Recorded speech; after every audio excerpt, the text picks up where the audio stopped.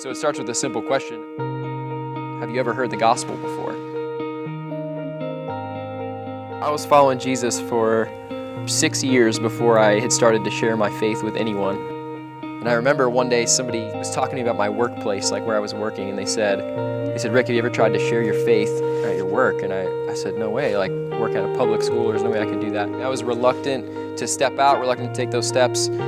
There are some people where it comes wildly natural for them. For a long time, I just kind of envied them and didn't really think I had a place.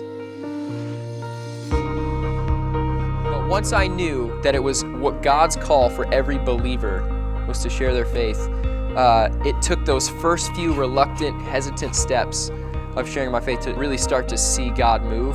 That's where it goes from something I'm supposed to do to this is who I am.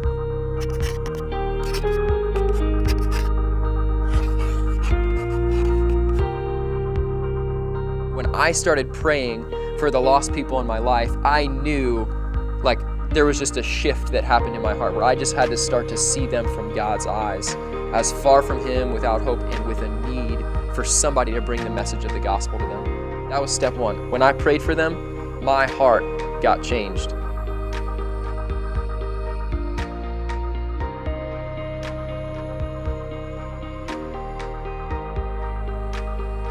We see two aspects of Jesus' different commands that we want to start to obey. And the first one is to love our neighbor as ourselves. So in everything we do, every relationship we have, we want to love people with the fullness and the extent that we have. So for me, everybody in my life that I know who's far from God, I want to love them so well.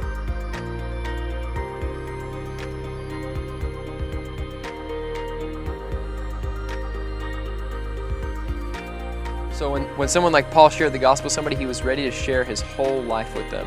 And so for me, the question I have to ask myself, the thing I'm convicted about is, man, is my life open to the people who I have relationships with? Is my life open to invite other people into it?